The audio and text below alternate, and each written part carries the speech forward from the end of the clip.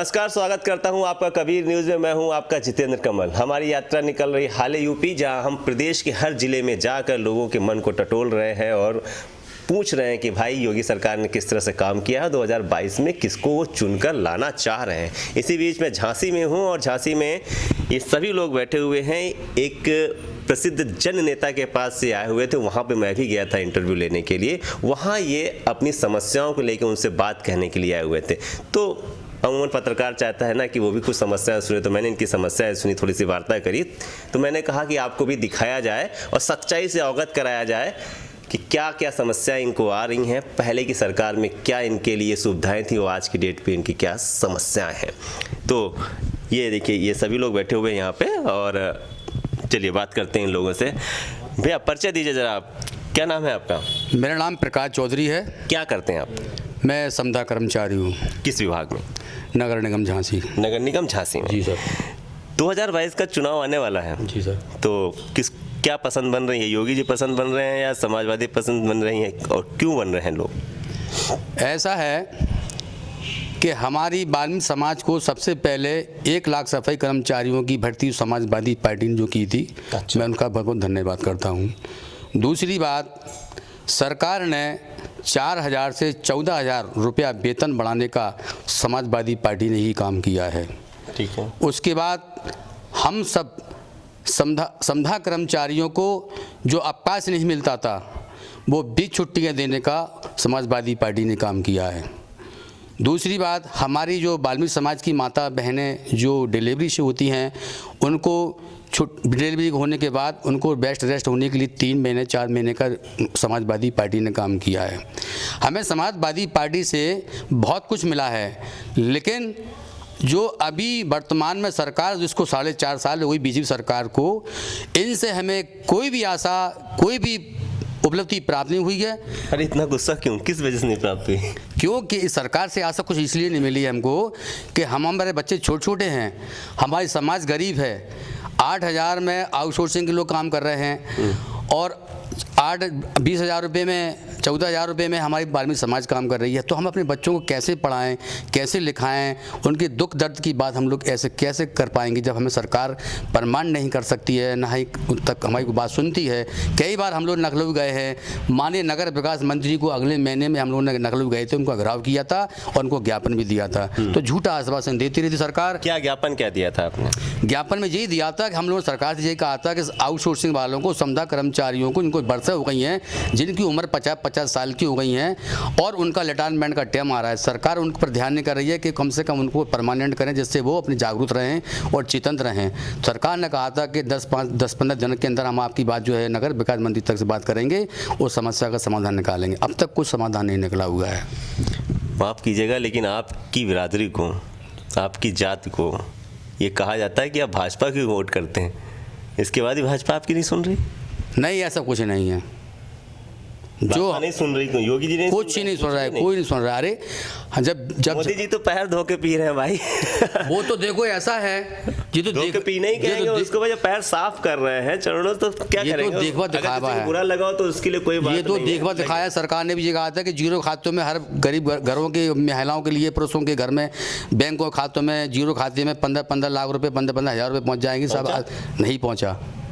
एक भी नहीं आया। कहाँ आया है? कुछ नहीं आया। लॉकडाउन को 5-5 किलो अनाज। उन्होंने तो ये भी कहा था कि कोरोना काल में जो भी सफाई कर्मचारी या पुलिस कर्मचारी या डॉक्टर भी मरेंगे तो उनके घर में 50-50 लाख रुपए देंगे। बता दीजिए, हमारे समाज के लोग 50-55 लोग मर चुके हैं, किसी को 1 रुपया एक दाम नहीं मिला हुआ है। सफाई कर्मचारी किसी को नहीं मिला, किसी को नहीं मिला है।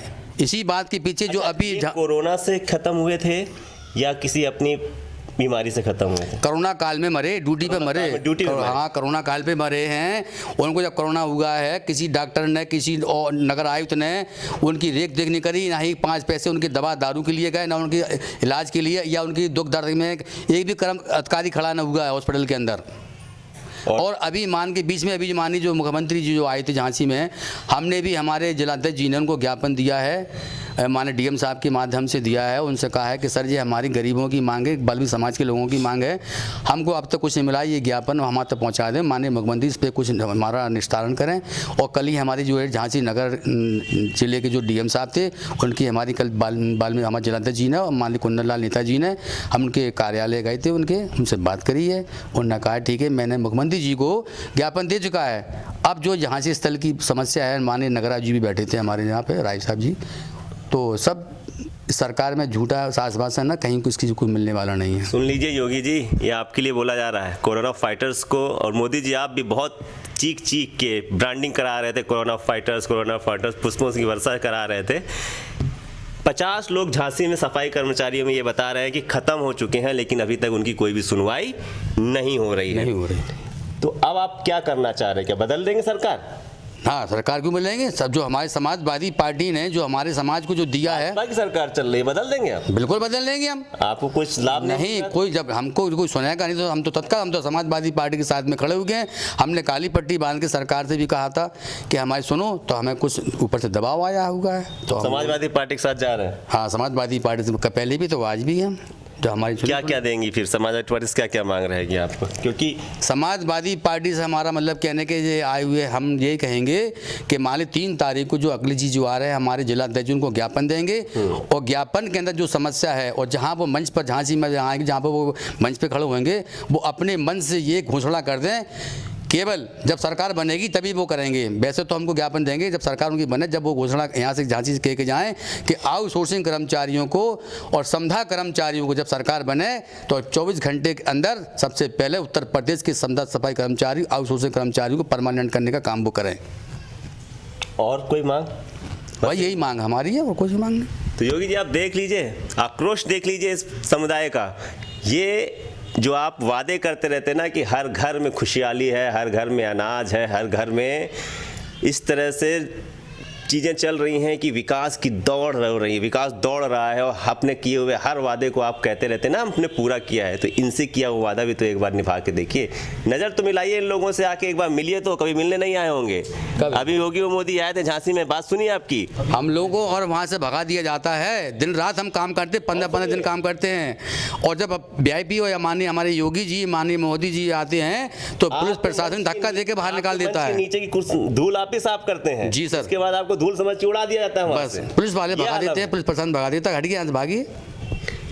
ये है वाल्मीकि समाज के नगर निगम के कर्मचारी जो चाहते हैं कि योगी सरकार दोबारा ना आए, इनकी पहली पसंद नहीं आनी क्या? नहीं आएगी। आप भी दबे स्वर में कुछ नहीं आएगी, नहीं आएगी, नहीं आएगी। अब अखिलेश आएंगे? हाँ, अखिलेश जी आएंगे, हमारी सारी समाज उनके साथ है। अच्छा। हाँ, झांसी की समाज सारी समाज है अखिलेश जी के साथ। हाँ। आप भी ये सोच रहे हैं क्या? हाँ, हम लोग सभी लोग ये सोच रहे हैं कि नहीं? आप भी जी सर, कुछ कहना चाह रहे हैं क्या योगी जी के बारे में? इसलिए कहना चाहते हैं कि उनकी सरकार कहती है बेटी पढ़ाओ बेटी बचाओ, लेकिन आप ये बताइए 6,000 रुपये में, 7,000 रुपये में कोई कैसे बेटी को बचाएगा, कैसे पढ़ाएगा? आदर्श कार्ड बोल दो ना, आदर्श वाला कार्ड। और वाल्मीकि समाज के अंदर इस सरकार में जिस तरह से दुष्कर्म हुए हैं महिलाओं के साथ, किसी पार्टी के साथ नहीं। हाथरस को याद कर रहे हैं क्या? जी जी जी, वो हमारी समाज की बेटी थी, आज तक उसको अभी तक न्याय नहीं मिला। एक और बात उठ के आ गई योगी जी की बेटी बचाओ बेटी पढ़ाओ में भी आप फेल नजर आ रहे हैं। तो ये थे हमारे साथ झांसी से कुछ सभी लोग जो अपनी समस्याएं लेके आए हुए थे, और हमने इनकी समस्याओं को जानने का प्रयत्न किया है। इनने दृढ़ संकल्प कर लिया है कि 2022 में भाजपा को यहाँ से उखाड़ फेंकना है।